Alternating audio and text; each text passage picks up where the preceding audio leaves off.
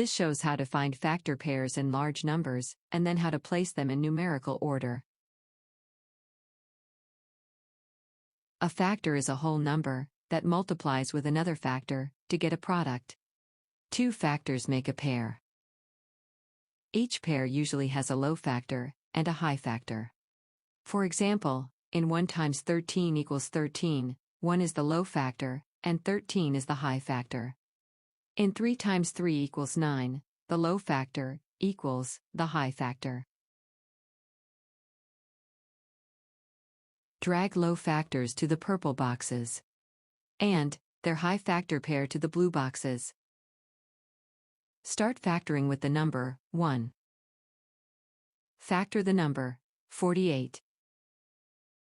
Write factors only once in numerical order.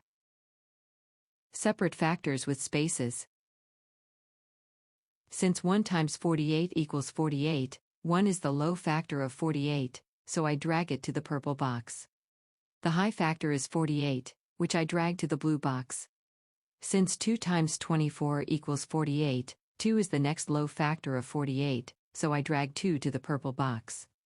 24 is the high factor, so I drag 24 to the blue box. Since 3 times 16 equals 48, 3 is the next low factor of 48, so I drag 3 to the purple box. The high factor is 16, which I drag to the blue box. 4 times 12 equals 48, so I drag the purple 4 to the purple box. 12 is the high factor to 48, so I drag a blue 12 to the blue box.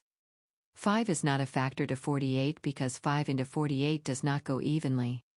6 times 8 equals 48, so 6 is the next low factor of 48, which I drag to the purple box.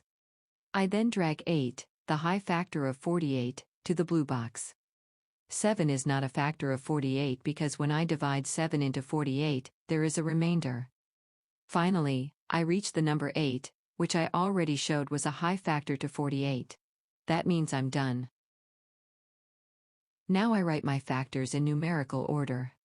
The lowest factor is 1, so I write 1 here. The next number is 2, so I write 2 here. Next I have 3, so I write 3 here. The next factor is 4, so I include 4. My last low factor is 6, so I write 6 here. Now I switch to the high factor pair in blue. The factor 8 goes here. 12 goes here. The high factor 16 is here. I add factor 24.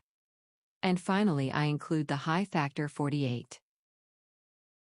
In numerical order the factors of 48 are 1, 2, 3, 4, 6, 8, 12, 16, 24, and 48.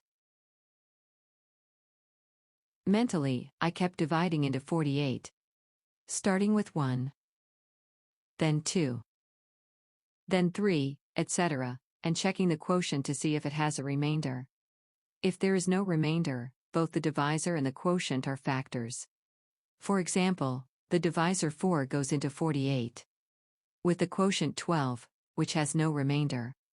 When 5 is divided into 48, there is a remainder, so 5 is not a factor. For more examples or to practice yourself, download the app, Common Core Math K through 6, or go to the website, internetmath.net.